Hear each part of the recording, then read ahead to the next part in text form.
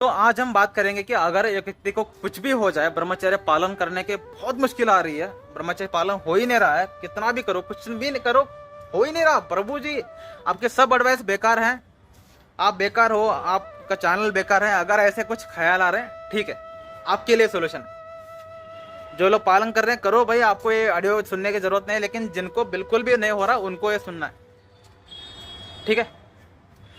तो हम इस ऑडियो में दो चीजों की बात करेंगे। एक, ब्रह्मचर्य का मतलब क्या है। ब्रह्मचर्य यानी ब्रह्म यानी स्पिरिट सोल, चर्य यानी अंडरस्टैंडिंग द स्पिरिट सोल। अगर आप ब्रह्मचर्य में आत्म ज्ञान के पीछे लग जाओ ना, तो आप सही से ब्रह्मचर्य पालन कर रहे हो। लेकिन अगर आप केवल वीर्य को बचाने के लिए, ठीक है, इसके लिए ब्रह्मचर्य पालन कर रहे हो, तो आप एक नंबर के पागल व्यक्ति। ब्रह्मचर्य यानी सेल्फ रियलाइजेशन, खुद को समझना, और खुद को समझने के लिए आपको थोड़ा तपस्या करना पड़ेगा, ब्रह्मचर्य पालन करना पड़ेगा, ठीक है। लेकिन खुद को समझना काफी ज्यादा मुश्किल होता है, तो आपको मैं एक थोड़ा आसान सा रास्ता बता देता हूं। आप भगवान को समझने के पीछे लग जाइए। कि खुद को समझने के लिए सेल्फ रियलाइजेशन के ऊपर किताब कितना है, बहुत कम है, लेकिन गॉड रियलाइजेशन के ऊपर बहुत सारे शास्त्र आते हैं।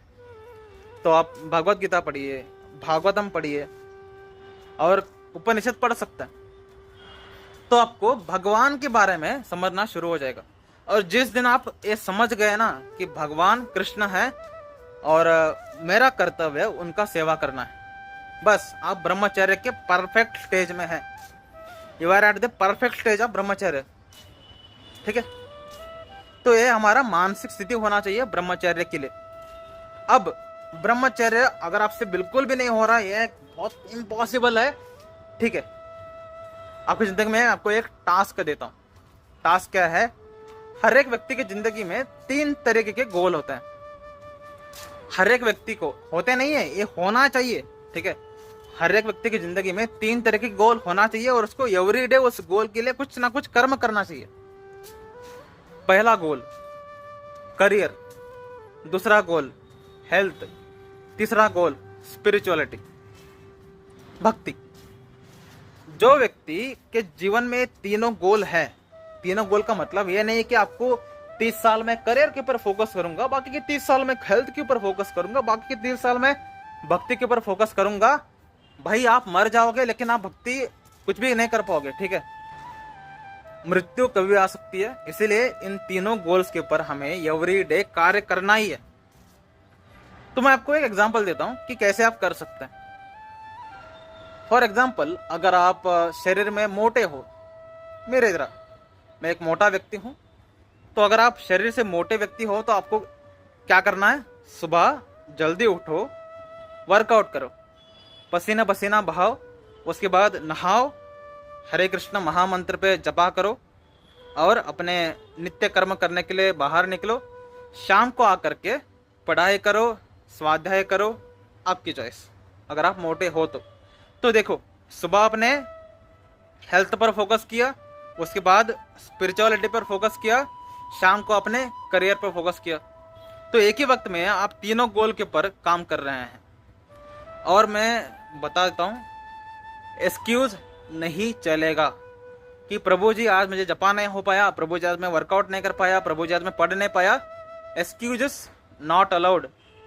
If you are serious in life, if you want to achieve something great, करना ही है।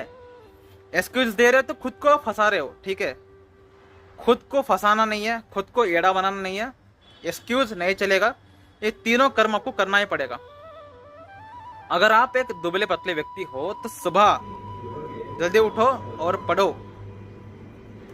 वर्कआउट नहीं करना है, पढ़ो, पढ़ने के बाद नहाओ अच्छे तरीके से, उसके बाद हरे कृष्ण महामंत्र पे जपा करिए, अपन नित्य कर्म करने के लिए बाहर निकलिए। शाम को आने के बाद आपको वर्कआउट करना है। अगर आप काफी ज्यादा दुबले पतले हो तो योगासन और प्राणायाम कर सकते हैं, लेकिन दुबले पतले व्यक्ति को वर्कआउट ही करना चाहिए। इस तरीके से आप सुबह करियर पे ध्यान दिए, उसके बाद स्पिरिचुअलिटी पे ध्यान दिए, उसके बाद अपने हेल्थ पर ध्यान दिया। और अगर आप एक फिट व्यक्ति हो, मेरे भाई की तरह, मेरे दोस्त देव प्रभु की तरह, तो आपको कोई नियम अपने हिसाब से आप एडजस्ट कर सकते हैं। आप सुबह चाहे तो वर्कआउट करिए, सुबह चाहे तो पढ़ाई करिए, आपके हिसाब से आप नियम सेट कर सकते हैं, ठीक है।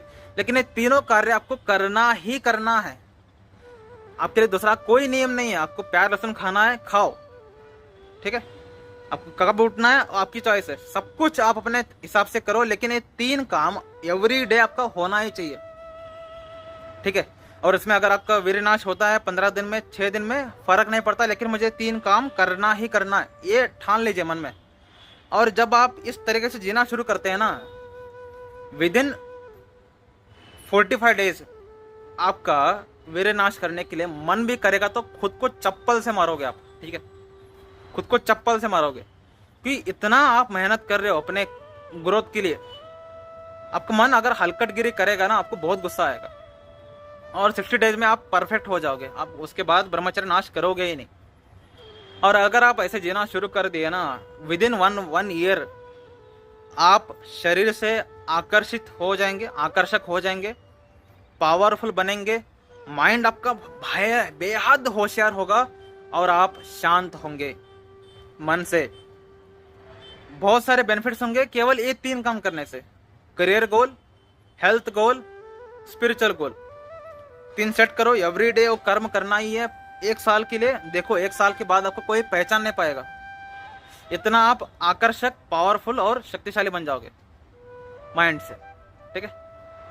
तो जीवन में थोड़ा गोल रखिए, मुझे किसी का बदला लेना है, मुझे किसी को प्रूव करना है, ऐसा फालतू के लिए छोड़ दीजिए। मुझे खुद को अच्छे तरीके से इम्प्रूव करना है।